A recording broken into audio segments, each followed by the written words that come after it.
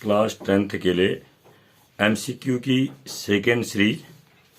पहला क्वेश्चन, निम्न में कौन सी संख्या अपरिमेय है, इरेशनल नंबर है? √9,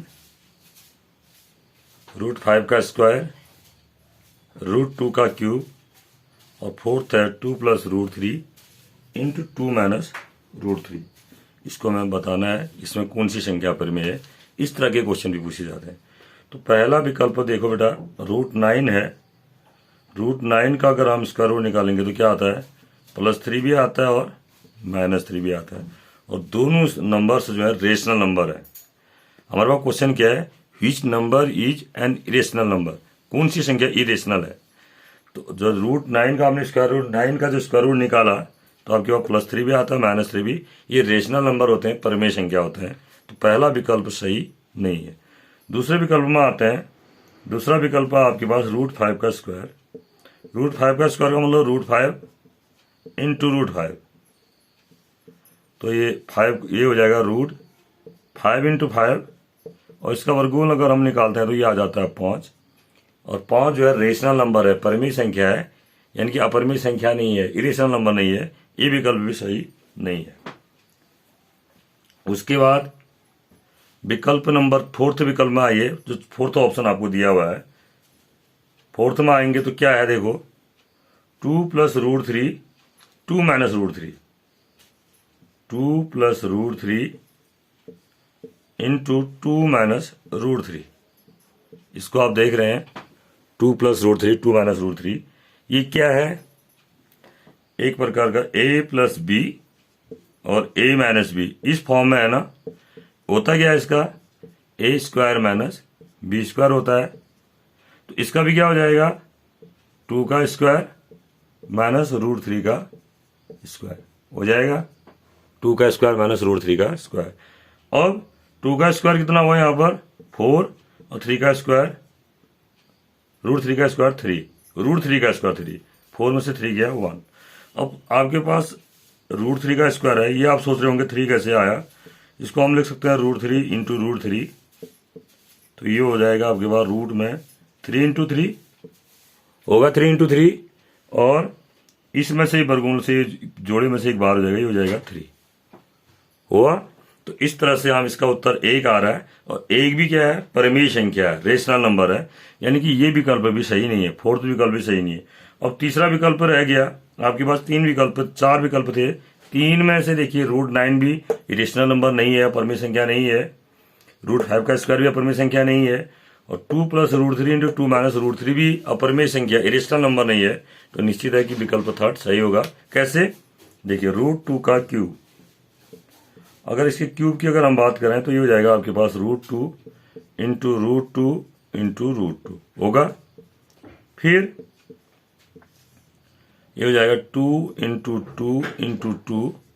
इस पेयर ही जोड़े में से एक 2 बाहर कर लेंगे हम, तो अंदर ये हो जाएगा 2 √2। ये इरेशनल नंबर है, ये इरेशनल नंबर है, यानी कि विकल्प नंबर तीसरा विकल्प जो है सही है। √2 का क्यूब अपरिमेय संख्या है। इस एमसीक्यू का दूसरा क्वेश्चन, निम्न में कौन सी संख्या अपरिमेय है? इरेशनल नंबर इसमें भी बताना है। पहला विकल्प है आपका √2 + √3 का होल स्क्वायर -√24। क्लास 9th के बच्चे भी ध्यान देंगे, 10th के लिए तो है ही। √2 + √3 का होल स्क्वायर -√24। तो देखिए, सबसे पहले आपको ये मालूम है a + b का होल स्क्वायर क्या होता है? a + b का whole square a² + 2ab + b², इतना मालूम है। अब यहां पर आप देखिए, आपके पास क्या है? √2 + √3 इसका होल स्क्वायर, तो ये क्या हो जाएगा? √2 का स्क्वायर +2, a के स्थान पर √2 और b के स्थान पर √3, फिर √3 का स्क्वायर। √2 का स्क्वायर कितना हुआ? 2, ये 2 √2 का √3 में मल्टीप्लाई यहाँ हो जाएगा, 2 × 3 हो जाएगा, √3 का स्क्वायर 3।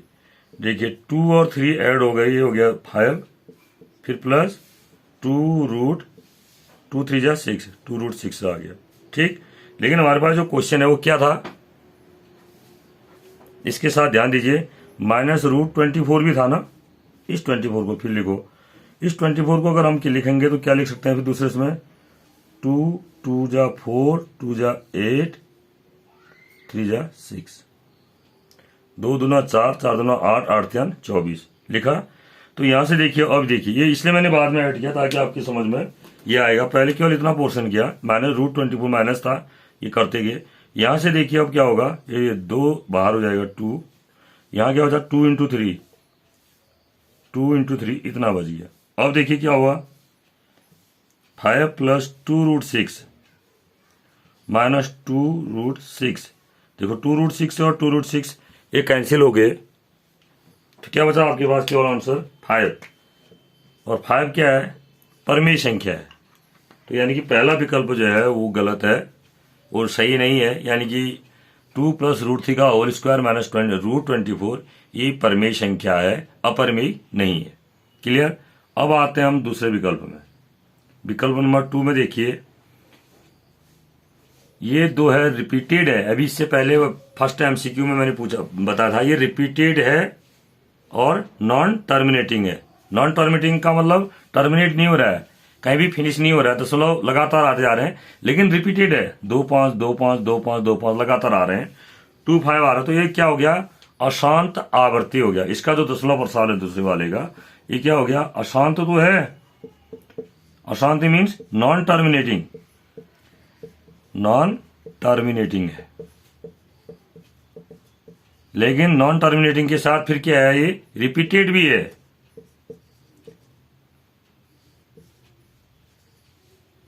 यानी कि आवर्ती है, हिंदी में इसको आवर्ती बोलते हैं, इंग्लिश में रिपीटेड बोलते हैं, आवर्ती भी है। तो जो 10 प्रसार अशांत और आवर्ती होता है उसको क्या बोलते हैं, परिमेय संख्या बोलते हैं।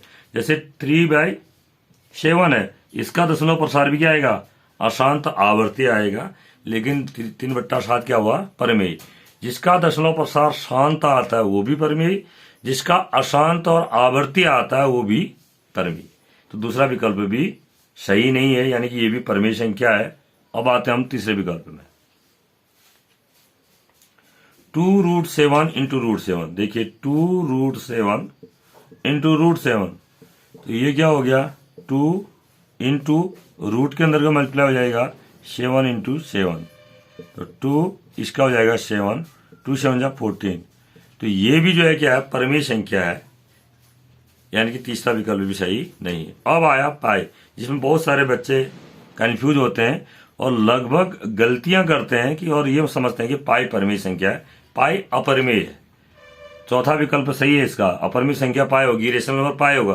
क्यों, क्योंकि जो पाई की वैल्यू है 22/7, लगभग 22/7 लेते हैं हम, लगभग 22/7 की होता है, करेक्ट 22/7 नहीं होता है। पाई का जो 10 प्रसार होता है वो होता है अशांत और अनावर्ती, ध्यान देंगे आप। इसका जो पाई का जो 10 प्रसार होता है वो क्या होता है, अशांत और वो अनावर्ती। अशांत means non terminating, non terminating. अनावर्ती मीन्स नॉन रिपीटिंग, रिपीट नहीं होता है, नॉन रिपीटिंग। तो ये जो है पाई, इसकी जो डेसिमल वैल्यू है, 10 प्रसार जो इसका 10 मान है वो अशांत अनावर्ती है, इसलिए यह संख्या क्या होगी, अपरिमेय, यानी इसमें विकल्प 4 सही होगा। तीसरा क्वेश्चन, यदि ए व बी 2 धनात्मक पूर्णांक हैं तब LCM of A and B, A और बी का LCM into HCF of A and B का मान होगा। आपके पास 2 धनात्मक पूर्णांक है ए व बी, उनका एलसीएम और उनके एचसीएफ का जो मल्टीप्लाई है वो किसके बराबर होगा, ए + बी के बराबर, पहला विकल्प।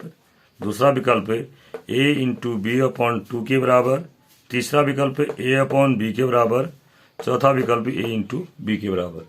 क्लास 9 10th में इस तरह के क्वेश्चन भी हैं, तो इसका सही विकल्प क्या है, a × b के बराबर।